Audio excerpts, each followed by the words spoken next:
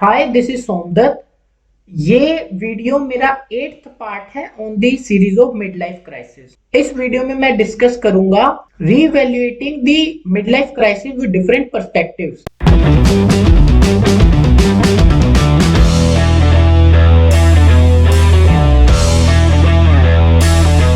हम जानेंगे कि मिड लाइफ क्राइसिस को एक क्राइसिस की तरह क्यों देखते हैं।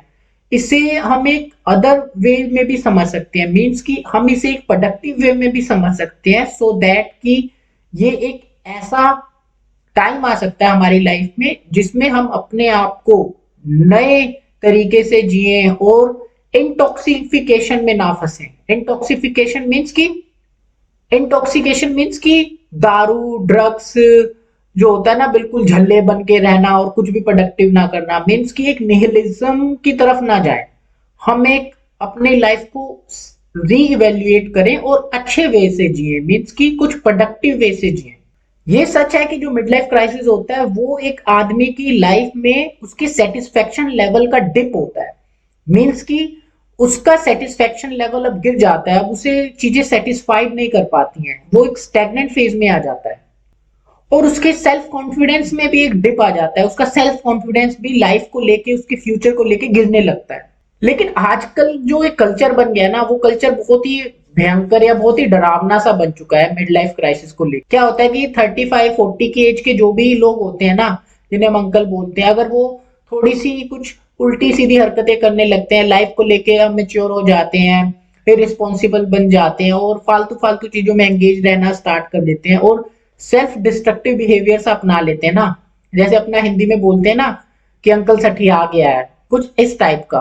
तो हम एक इसे फनी वे में लेके इग्नोर कर देते हैं और उसे सोचते हैं यार लिव हिम, ऐसा नहीं करना है। इसका एक ऐसे एग्जांपल समझ लो कि दो वाइफ है, आपस में बात कर रहे हैं, तो एक वाइफ कहती है क्या बात है यार, तेरा हस्बैंड आजकल तेरे ऊपर ध्यान ही नहीं देता है, वो तो अपनी सेक्रेटरी के साथ लगा रहता है या फिर वो अपनी योगा इंस्ट्रक्टर के साथ ही लगा रहता है, उसी के साथ टाइम स्पेंड करता रहता है।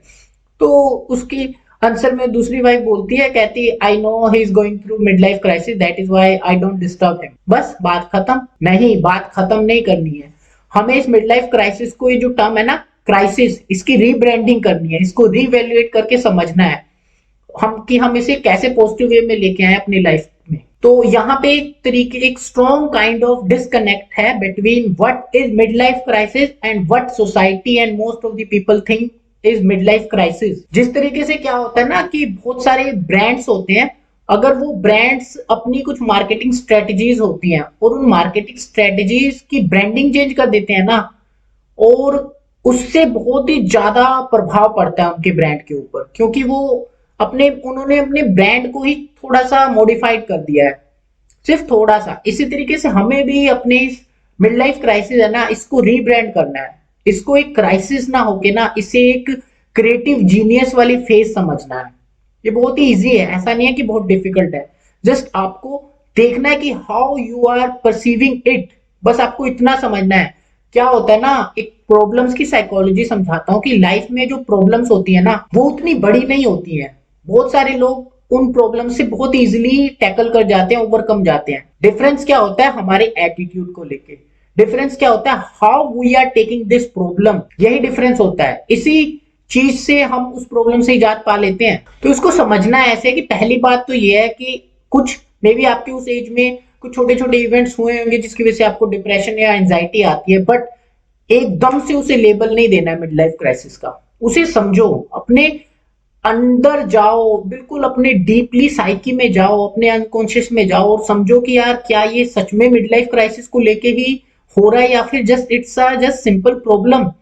तुम किसी भी सिंपल प्रॉब्लम को मिड लाइफ क्राइसिस पे थप्पा नहीं लगा सकते हो, लेबल नहीं कर सकते हो। पहली बात तो ये। दूसरी बात ये कि अगर आप सच में ही मिड लाइफ क्राइसिस से गुजर रहे हो ना, तो आप अपने आप को रीअश्योर करो कि देखो हाँ भाई, I am going through mid life crisis and this is real, but ये इतनी बड़ी बात नहीं है। बहुत सारे लोग इससे बहुत जल्दी निकल पड़ते हैं। तो तुम्हें भी ये सोचना है कि मेरे को इस चीज से निकलना है, ये नहीं कि मेरे को इस चीज से भागना है या मेरे को ये करना है कि ओ माय गॉड मैं तो मिड लाइफ क्राइसिस में फंस गया हूं, तो मैं निकल ही नहीं सकता हूँ। बहुत सारे लोग बोलते हैं कि इससे हम निकल ही नहीं सकते हैं, ये अपने आप। दूसरी बात ये भी समझनी है कि मिड लाइफ क्राइसिस है ना, ये अपने आप 3 to 12 ईयर्स तक ही रहता है और ये अपने आप ठीक भी हो जाता है।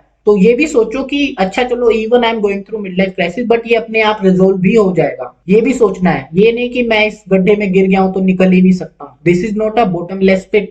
तो मिड लाइफ क्राइसिस को अपने एक रीबर्थ की तरह लेना है। मेरी जो मिड लाइफ क्राइसिस को लेके प्रॉब्लम है ना वो ये है कि लोग मिड लाइफ क्राइसिस को लेके कनेक्ट ही नहीं कर पाते हैं, वो अपनी लाइफ को इस चीज से कनेक्ट नहीं कर पाते हैं। वो मिड लाइफ क्राइसिस को एक कन्वर्जेशनल एंड मानते हैं कि मैंने बोला मिड लाइफ क्राइसिस है तो खत्म, बस दैट्स इट, अब इसके बाद ऊपर कोई डिस्कशन नहीं होगा इस चीज के ऊपर। नहीं, ये कन्वर्जेशन एंड नहीं करने वाली है, ये ऐसी चीज है जिसपे आपको कन्वर्जेशन करना है। It is a conversation starter. तो आपको ये समझना है कि मिड लाइफ क्राइसिस को लेके आपको इरिस्पॉन्सिबल नहीं बन जाना अपनी लाइफ में, आपको अमेच्योर नहीं फील कराना है अपनी फैमिली को, आपको एक रिस्पॉन्सिबल सिटीजन, रिस्पॉन्सिबल मैन की तरह इस प्रॉब्लम से डील करना है। पहले तो ये समझ लो, भागना नहीं है इस चीज से लड़ना है, इस चीज को एंडर करना है अपनी लाइफ में, फिर ही आप इस चीज से निकल पाओगे, अदरवाइज नहीं। आपको एक मजे की बात बताता हूँ कि 2012 में ग्रेट एप्स के ऊपर स्टडी हुई। ग्रेट एप के केसेस में ये पाया गया कि they also experience this dip in their life. तो आप इस चीज से ये समझ सकते हो कि ये सिर्फ ह्यूमंस में नहीं होता है, बहुत सारे एनिमल्स में होता है जो अपने इस मिड लाइफ में आके अपना ये जो एनर्जी का है और ये जो हैप्पीनेस का है डिप फील करते हैं। तो इसको आप एक बायोलॉजिकल फेनामेना के साथ साथ नेचुरल फेनामेना भी समझो। आप इसे ऐसा मत लो कि यार ओ माय गॉड मैं फंस ही गया हूं, आप इससे लड़ो। आप ऐसे समझ सकते हो कि जो मिड लाइफ क्राइसिस है ना बहुत लोगों की लाइफ में आता ही नहीं है। आप ये भी सोच सकते हो कि maybe I am one of them. आप इसे एक पूरा गड्ढा ना होने की बजाय, आप इसे यू शेप ना होने की बजाय आप इसे वे फॉर्म में भी समझ सकते हो कि फॉर एग्जाम्पल आपको जिस चीज को लेके एंजाइटी हुई, आपने उस एंजाइटी को डीप में जाके समझा कि मेरे को किस वजह से एंजाइटी हो रही है और वहां पे थोड़ा सा रिलैक्स होके अपनी लाइफ को जीना है। फिर ये वो चीज की एंजाइटी खत्म हो जाएगी। फिर दूसरी कोई एंजाइटी आती है, दूसरा कोई किसी वजह से डिप्रेशन आता है, तो उस चीज से भी उसको पहले अच्छे से समझो और उस एंजाइटी को, उस डिप्रेशन को अंडरस्टैंड और उस एंजाइटी को, उस डिप्रेशन को सहन करो अपनी लाइफ में।